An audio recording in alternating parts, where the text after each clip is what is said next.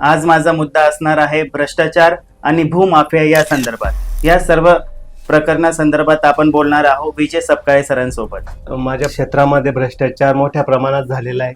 हा भ्रष्टाचार कशा तुमच्या लक्षात आला? तुमची जमीन हडपण्यात आली आहे म्हणून. तुम्ही जसं सांगितलं मला 200 करोडचा पूर्ण म्हणजे भ्रष्टाचार झालेला आहे. हा कसा झाला 200 करोडचा भ्रष्टाचार? जोबांना हे मिळालेले पुरावे हे ओके, एवढे सारे पुरावे तुमच्याकडे आहे. पण माझं एक म्हणणं आहे की तुमच्या लक्षात हे आलं का नाही प्रकार एवढ्या वर्षापासून? जर ते सर्वे नंबर मध्ये खोडाखाड झालेली आहे, 60चा 61 केलेला आहे, 74चा 76 केलेला आहे. आतापर्यंत तुम्ही कोणाकडे न्याय मागितला? आयुक्तांकडे मागितला मी न्याय. नाशिक आयुक्त, विभागीय आयुक्त, तुमचा जिल्हा अधिकारी जळगाव, SP ऑफिस भुसावळ तालुक्यात आणि काही राजकीय मित्रमंडळी यांनाही मागितला, परंतु त्यांनी मला कोणीच नाही दिला. पोलीस प्रशासन प्रशासनकडे तर पण मग माझं म्हणणं हे आहे सर की सरकार असेल किंवा सरकार एवढं जर आदेश देते प्रशासनाला तरी पण त्यांचं काही लागू करत नाही का प्रशासन? आदेश देऊन म्हणजे यांना सर्व माहिती असतं. म्हणजे आमच्या इथं क्षेत्रामध्ये एक सावकार होता, त्याच्यातच जास्त माझी केस चालवली. त्यांच्या मुलांच्या याच्यातच केस चालवली माझी. त्यांनी तर माझ्या भूसंपादनाचाही पैसा काढून घेतलेला आहे. भूमी अभिलेखनात तुम्हाला पाठपुरावा नष्ट करता येतो?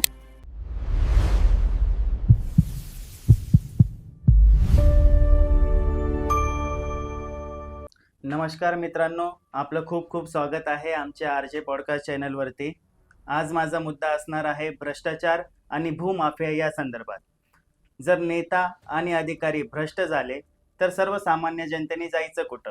हा मोठा प्रश्न आज निर्माण झालेला आहे. या सर्व प्रकरणासंदर्भात आपण बोलणार आहोत विजय सपकाळे सरांसोबत. विजय सर, खूप खूप स्वागत आहे आमच्या चॅनलवरती. नमस्कार. सर्वप्रथम मला तुम्ही तुमच्याबद्दल थोडीशी माहिती द्या.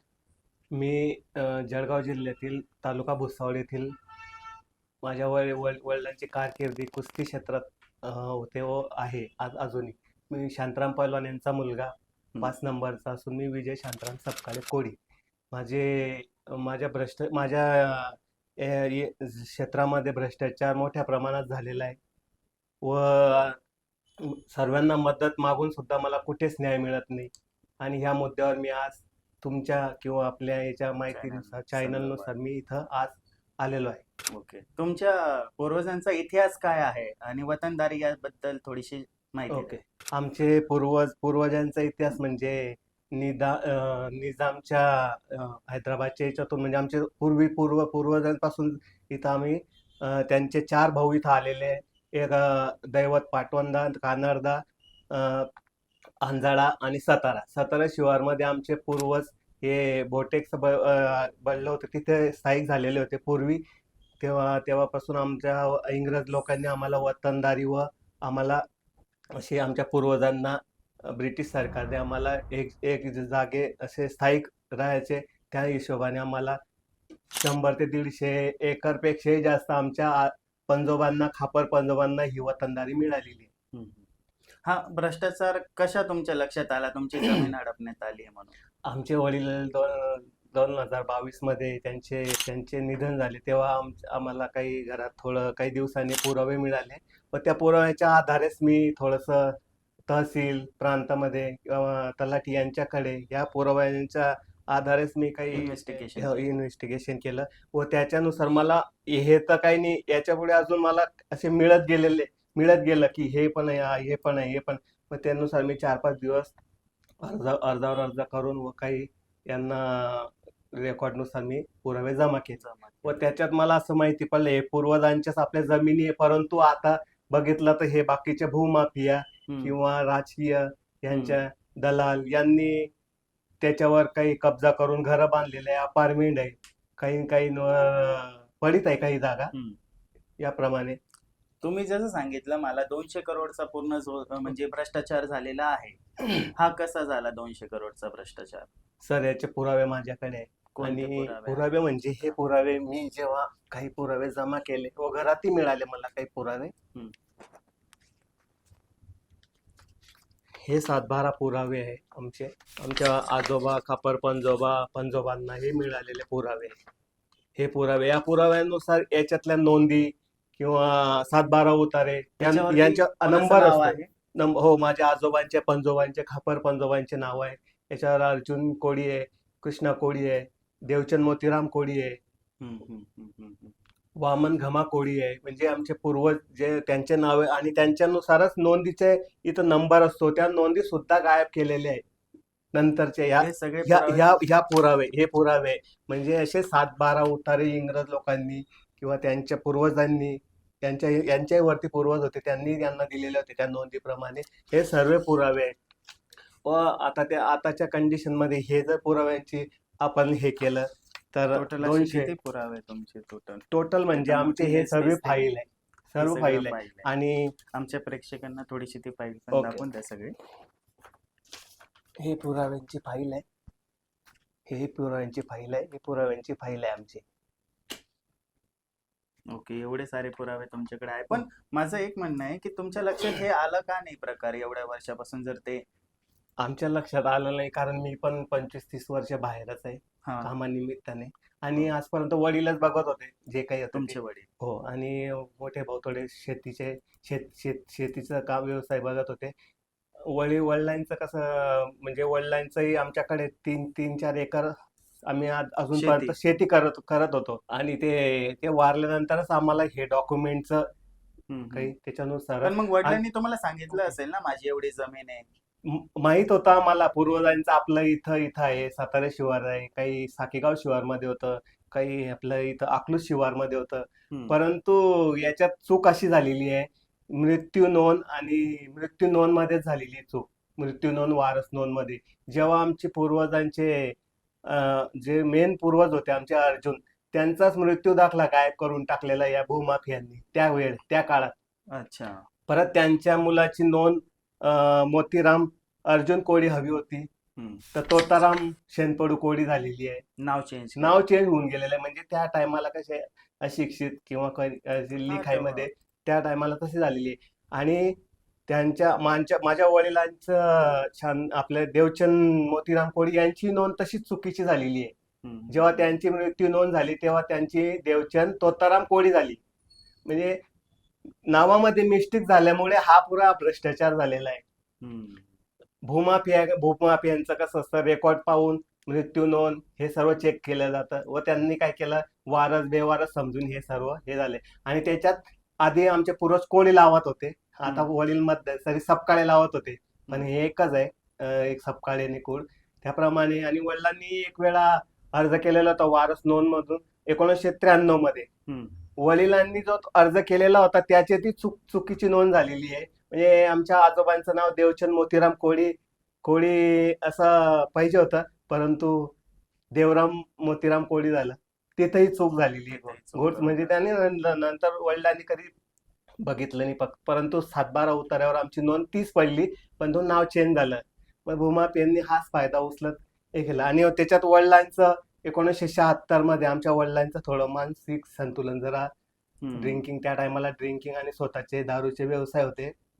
त्यावेळी 3-4 वर्षामध्ये 1976 ते 1982 मध्ये त्यांना थोडासा मानसिक संतुलनमुळे त्यांची ट्रीटमेंट चालू होती. Doctor Sarode doctor Sarode psychiatric होते हे. त्यांच्याकडे त्या टायमाला म्हणजे परिस्थिती अशी होती, त्यांची ट्रीटमेंटलाही पैसे नव्हते.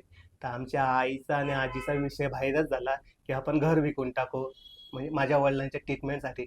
परंतु त्यावेळेच्या डॉक्टर इतके म्हणजे हे होते, त्यांनी तसं ते ऐकून घेतलं. आमच्या आजीच्या ना आईचं थोडं हे त्यांनी सांगितलं, तुम्ही घर काही विकू नका, आता ते दादा व्यवस्थित आहे, त्यांची ट्रीटमेंट मी पुढे चालू ठेवेल, काही प्रॉब्लेम नाही. यानुसार मग ह्याच लोकांनी असं याच्यावरच इतका मोठा भ्रष्टाचार केलेला आहे. पण हा भ्रष्टाचार करता येतो का कोणाला, कसं करता येतो, हे कसे करतात? भ्रष्टाचार करता येतो म्हणजे साहजिक आहे. आजकाल आता ऑनलाईन झालं, पहिले ऑनलाईन नव्हतं किंवा सीसीटीव्ही रेकॉर्ड रूमला काहीच नव्हतं.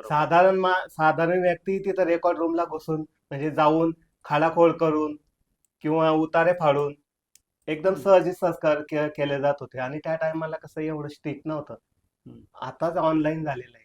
7-12 उतार्यामध्ये हेच स्थिती झालेली आहे. सर्वे नंबर मध्ये खोडाखाड झालेली आहे. 60चा 61 केलेला आहे, 74चा 76 केलेला आहे. म्हणजे तो 74चा क्षेत्रही आमचाच होता, 74-4चा पण भूमाफ यांनी पूर्वी हम्म. खोडाकाळ करून 74चा 76 केलेलं आहे आणि ते सुद्धा दिसतं खोडाखाड याच्यात. भूमी अभिलेखमध्ये पानावर खोडाकाळ चालत नाही, बरोबर. परंतु असे 15-20 क्षेत्र आहे त्याच्यावर एकदम नंतर अशी खोडाकाळ, आणेवारी, वारस सर्व चेंज झालेलं आहे. आता तुमच्याकडे कूड म्हणून एक उतारा जरी आला तर तुमचं पूर्व अगोदरचं जे कोणत्या नावावर होतं कोणाच्या नावावर होतं हेच नष्ट केलेलं आहे त्यांनी. आउटफिट तर काही मिळालं नाहीये, पण त्यांना काही फरक पडत नाहीये. त्यांना माहिती आहे आपल्याजवळ पैसा आहे, ताकद आहे, त्या ह्याच्याने त्यांना काही फरक पडलेला नाही. कारण माझी अशी एक जागा आहे माझ्या वडिलांच्या नावाने 85-84 मध्ये ती एक जागा होती किंवा तिथं दारूचं दुकान होतं एक. ही जागा आहे, नगरपालिकेची कर भरलेली पावती आहे. हे जागा आहे, काही उतारा आहे, सिटी सर्वेचा उतारा आहे आणि मी RTR सुद्धा मागितलं होतं नगरपालिकेला, उत्तर मागितलं होतं. त्यांनी मला ही जागा अजूनपर्यंत पडीत आहे अशी दावलेली आहे. पडीत जागा दावलेली आहे त्यांनी अजूनपर्यंत आणि आताच्या स्थितीमध्ये ही जागा पडीत आहे. परंतु आता तिथं जर बघितलं तर अपार्टमेंट आहे. तिथं अपार्टमेंट बांधलेलं आहे. राजकीय पक्षांच्याच यांचं त्यांचं असं हे आहे आणि त्यांनाही वरतूनच हात म्हणजे आशीर्वाद राहतो भाऊंचा किंवा कोणी मोठा माणूस. कारण आमच्या सारख्यांचं आमचं एवढं म्हणजे प्रूफ असून सुद्धा आमच्या हातात काही नाही आणि त्यांनी आम्हाला तिथले उतारे किंवा डॉक्युमेंट आहे फाडून टाकलेले आहे. म्हणजे आपण जर त्यांनी फक्त मला एवढं सांगितलं मागील पुरावे आणा. मागील पुरावे तुम्ही जर फाडलेले असतील, त्यांनी जर फाडलेले असतील तर आम्हाला पुरावेच कसे काय मिळणार? म्हणजे शक्यच नाही. म्हणजे माझ्या वडिलांचे जे पुरावे होते सिटी सर्वे किंवा तलाठी ऑफिसमध्ये तेच पुरावे गायब झालेले आहे. आणि यांचा कसा दबदबा असतो राजकीय लोकांचा, महसूल अधिकारी, कोणताही अधिकारी, कर्मचारी यांना नाही फोन जरी गेला तर त्यांचे फाईल बरोबर ओके होते, नावं लागून जातात. आम्हाला आता 1.5-2 वर्ष झाले परंतु आमच्या नावं सुद्धा लागले जात नाही काही क्षेत्रांवर. त्यांच्या एका फोनवर लागून जातात. ऍक्च्युअली म्हणजे त्यांची जमीन सुद्धा नसते तरी त्यांचे नाव 15 दिवसात फाईलवर लागून जातात. म्हणजे रक्षकच भक्षक झालेले आहे. आणि फक्त एवढंच आहे, इलेक्शनच्या टायमाला हातपाय जोडता किंवा हे जोडतात, पण मग याचा अर्थ काहीच उपयोग नाही. तुम्ही जर गरिबांची तळतळा किंवा गरिबांच्या हक्काची जमीन घर घेत असाल तर मग आणि याला पुढे कोणीच येत नाहीये. म्हणजे माझ्यासारखा तरी एक पुढे आलेला आहे एवढ्या 5 वर्षापासून. अजून पण आमच्या भावकींची अशी क्षेत्र भरपूर आहे भाऊबंदकीचे मध्ये आमच्या कोळी समाजामध्ये. ते पुढेच येत नाही. ते त्यांचं म्हणजे त्यांचा पुढे येण्याचं कारण पैसा. म्हणजे त्यांच्याकडे परिस्थिती सर्वांची सारखी आहे, परंतु मला सपोर्ट तर करा तुम्ही. बरोबर आहे. ऍक्च्युली भविष्यात जे मला मिळो ना मिळालं तर तुम्ही सर्व माझ्याकडे दावत येणार. हे माझं आहे, ते माझं आहे, ठीक आहे. तुमचं जरी असलं किंवा तुम्ही आमचे भावकी आहे किंवा भाऊबंद आहे, तुमचं जरी असलं तर याच्यात भरपूर म्हणजे क्षेत्र इतके आहे, 60-70 एकर क्षेत्र आहे. प्रत्येक क्षेत्राला तुम्ही न्याय लढा. बरोबर आहे. प्रत्येकाने एकत्र येऊन लढलं पाहिजे. तुम्ही म्हणजे तुम्ही अधिकाऱ्यांना न्याय मागा, कोर्टात जा. याच्यात माझं हेच म्हणणं आहे आणि भविष्यात पण हेच म्हणणं असेल यांना. आज मला 2024 मध्ये माझ्यावरही हमला झालेला आहे. म्हणजे अजून मी आता फक्त याच्यामध्ये हे करतोय. मला 2024 मध्ये जानेवारी महिन्यात 10 तारखेला माझ्या 5-6 जणांनी हमला केलेला आहे. हे अजूनपर्यंत जीवाला पण धोका आहे. धोका तर आहेच, पण मग आपलं कसं आहे आता आमच्या जी घरची परिस्थिती किंवा आमचे भावांच्या मुलांची भविष्यात त्यांना थोडे चांगले दिवस येतील हेच माझा प्रयत्न आहे. आणि मी माझं सहकार्य माझ्या भावकी किंवा माझे जे आमच्या रक्ताचे नाते काही असेल त्यांनाही माझ्याकडून मदत राहील. म्हणजे मला चांगले विचार. हो, मग विचार म्हणजे हे बघा, आपल्याला घेऊन तर काही जायचं नाही, कोणाबरोबरच जात नाही, कुठेच काही जात नाही. परंतु आजच्या स्थितीमध्ये हे माझं ते माझं म्हणजे लालच इतकी झालेली आहे आता प्रत्येक आता भावकीमध्ये झगडे चालत असतात, शेतीमध्ये वाद असतो. आपण प्रत्येक ठिकाणी बघतो. आता तुम्ही नाशिक जिल्ह्यातील 62 एकरचे सुद्धा पुरावे गार झालेले. 62 एकरचे. आता औरंगाबाद मध्ये पुण्यामध्ये 15 अधिकारी निलंबित झाले. 155चे खोटे दस्तक उतारे यांनी सर्वांनी बनवून म्हणजे तलाठी प्रांत सर्वे मंडल अधिकारी 15 अधिकारी मागच्या गेल्या महिन्यात निलंबित झाले. यांची नोंद होऊ शकते पुणे जिल्ह्यात तुमच्या औरंगाबादमध्ये, नाशिक, संभाजीनगरमध्ये, तुमचे इथं नाशिकमध्ये नोंद केली जाते भ्रष्टाचाराविषयी किंवा कोणाची जमीन आहे, फक्त माझीच नोंद होत नाहीये. म्हणजे जळगाव जिल्ह्यातील एसपी ऑफिसमध्ये आणि भुसावळ शहरमध्ये पोलीस स्टेशनमध्ये सुद्धा माझी नोंद केलेली गेली. आतापर्यंत तुम्ही कोणाकडे न्याय मागितला? आयुक्तांकडे मागितला मी न्याय. नाशिक आयुक्त, विभागीय आयुक्त, तुमचा जिल्हा अधिकारी जळगाव, एसपी ऑफिस भुसावळ तालुक्यात आणि काही राजकीय मित्रमंडळी यांनाही मागितला, परंतु त्यांनी कोणी मला support कोणीच न्याय दिला नाही. पोलीस प्रशासनकडे तर माझी ॲट्रॉसिटी गुन्हा दाखल सुद्धा होऊन माझी ॲट्रॉसिटी गुन्हा दाखल केला नाही. म्हणजे माझी भोपाळ आणि दिल्ली यांचे माझी तक्रारचे आदेश गेलेली होती त्यांना भुसावळ शहर पोलीस स्टेशनला, परंतु तिथे त्यांनी माझ्या अर्जाची किंवा माझ्या तक्रारीची दखल घेतली नाही. भ्रष्टाचारच इतका आहे तर समोरच्यांनी थोडंसं चहा पाण्याला गेलं तर आमच्यासारख्या गरिबांचं तर लक्ष द्यायला नाही. उलट ते आपल्यासारख्यांना म्हणजे एकदम हे समजतात. तुम्ही मग मला उत्तर नंतर दिलं त्यांनी की न्यायालयात दाद मागा. बरोबर. ठीक आहे. पोलीस प्रशासन नाही काय करणार. प्रांताधिकारीकडे माझी एक केस चालू होती 3-4 महिन्या अगोदर. 164 नुसार त्यांनी सर्व म्हणजे मी जागेवर बोर्ड सुद्धा लावले मालकीचे व ते बोर्ड फेकून दिले काढून. मग मला 145 नुसारच मी तक्रार केली होती. माझ्या म्हणजे प्रांताधिकारी भुसावळमधील प्रांताधिकारी पुरावे असून सुद्धा माझ्या नावाचे उतारे आहे, जमीन माझ्या नावाची आहे, मोजणी माझ्या नावाची आहे, माझ्या आजींचे नाव आहे, माझ्या वडिलांचे नाव म्हणजे आजीनुसार आम्ही आता वारस झालोय तिथं. त्या जागेवरही त्यांनी मी आदिवासी हे पुरावे दावून सुद्धा प्रांताधिकाऱ्यांनी मला न्याय दिला नाही. त्यांना आदिवासींचे GR दावला 3636 चे महाराष्ट्र जमीन महसूल अधिनियम 3636 व नुसार एखाद्या आदिवासींची जमीन खरेदी विक्री गहाण दिली जात नाही, बक्षीसपत्र केले जात नाही, कोणत्याही प्रकारे जमिनीचा हे होत नाही. परंतु यांनी काही क्षेत्र आपल्या काय कॉलेजला दान दिली अशी नोंद दावून दिलेली आहे. नंतर तुम्ही दिलीच नाही. आणि ते मला त्यांनी म्हणजे माझ्या ह्याच्यात न्याय न देता मला न्यायालयात जाण्यास हे दिला त्यांनी. मी आता ह्याच्यात खरेदी विक्री जरी झाली तरी 12 वर्षात न्याय मागितला जातो, परंतु आदिवासींना किती वर्षानुसार न्याय मागितला जातो. याच्यावर सुद्धा द महाराष्ट्र रिस्टोरेशन त्याच्यात म्हणजे आपलं टाइम म्हणजे आपला विलंबनाची बाधा येत नाही त्याच्यात. बरोबर. कधी आदिवासीला न्याय मागता येते हे सुद्धा त्यांना दिलं मी, परंतु त्यांनी काहीच हे नाही केलं. नाही, न्याय भेटेल तुम्हाला, 100% भेटेल.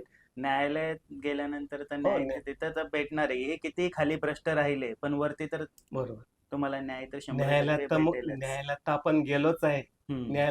असं नाही की न्यायालयात गेलो नाही आपण, परंतु आपल्याला न्याय म्हणजे न्यायालयाचं कसं असतं 30 वर्ष 25 वर्ष 20 वर्ष याच्यातच जावं लागतं. तारीख पे तारीख तेच आहे ना.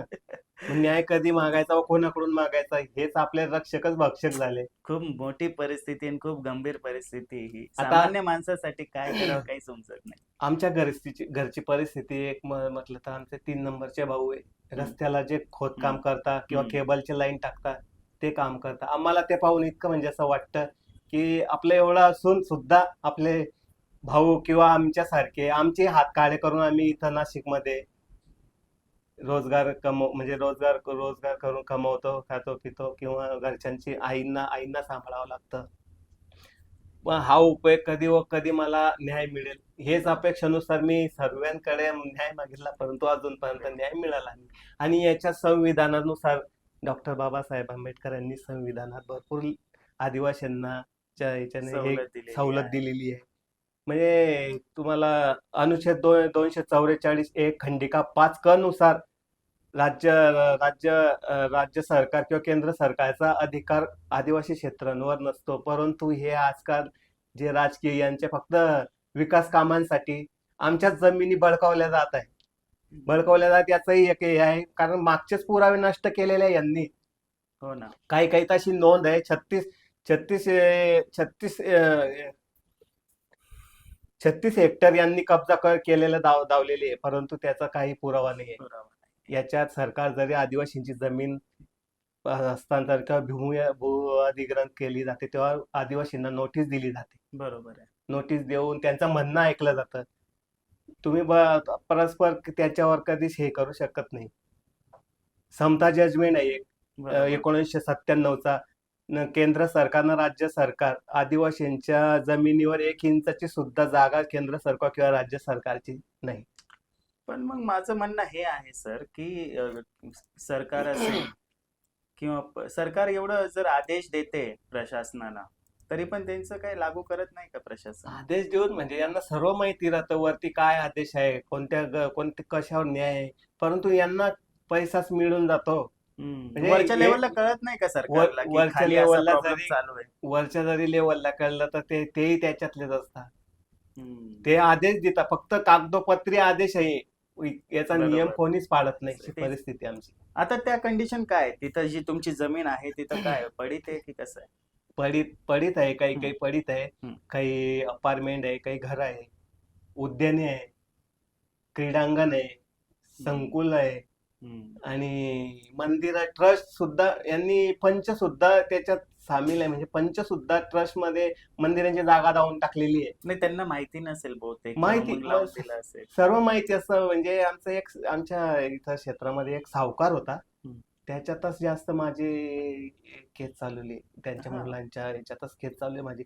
त्यांनी तर माझ्या भूसंपादनाचाही पैसा काढून घेतलेला आहे. अरे बापरे. भूसंपादनाचा म्हणजे वडिलांना 1-1.5-2 कोटी मिळायला पाहिजे होता माझ्या म्हणण्यानुसार व कागदीपत्राप्रमाणे. बरोबर. 2 कोटीच्या वरती तरी मिळायला पाहिजे होता.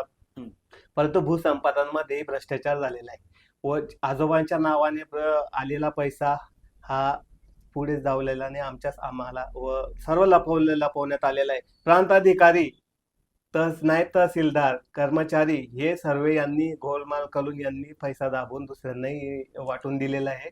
अख्खा आमचा असून आम्हाला फक्त 1.5-2 कोटीच्या वरती पैसा मिळाला पाहिजे होता. फक्त 10 लाख मिळाले एवढ्या क्षेत्रात. ते फक्त 10. भूमी अभिलेखनात तुम्हाला पाठपुरावा नष्ट करता येतो?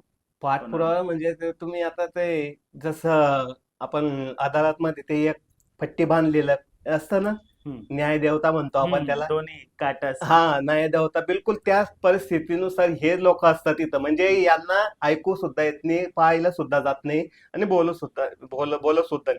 आपल्या प्रश्नाचं उत्तर दिलं जात नाही. आपण तिथं चक्रास मारायचा, बाकी आपल्याला न्याय तर दूरच.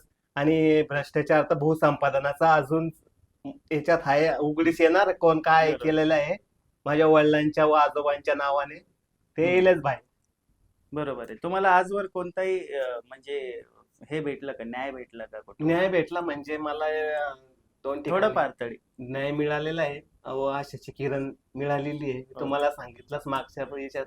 बरोबर. आणि एक जागेवर आता थोड्या दिवसात मी 1-2 जागेवर कब्जा मारायचा आहे मला. म्हणजे तार कंपाऊंड मारायचं आहे. बरोबर. माझी जागा आहे ते. मी कोणाला म्हणजे आज परिस्थिती अशी, ज्याची जागा नाही तो सुद्धा ते जागा बळकावली जातो. बरोबर.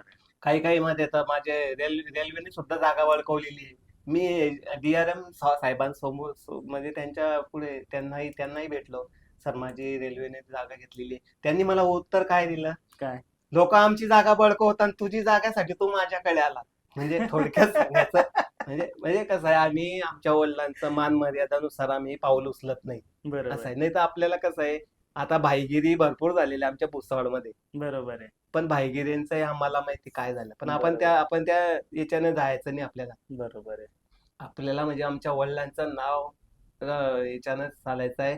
आमच्या वडिलांची व्यायामशाळा किंवा आमचे जे वडिलांचे मित्रमंडळी, पैलवान मित्रमंडळी यांचाही त्यांच्या नावाने आम्हाला व्यायामशाळा चालवायची आहे व कधीच वडिलांचं नाव खराब करून आम्हाला पुढे जायचं नाही. फक्त आपल्याला न्याय मिळायला पाहिजे, बरोबर. याच आशेने मी न्यायालयात किंवा याच्यामध्ये मीडिया समोर थोडासा प्रयत्न करतोय. अच्छा, आजवर तुम्ही मीडिया समोर गेले का कधी? गेलो होतो. म्हणजे मी मीडियालाही सुद्धा, भुसावळमधल्या मीडियांनाही सुद्धा हे प्रस्ताव मांडले होते मी.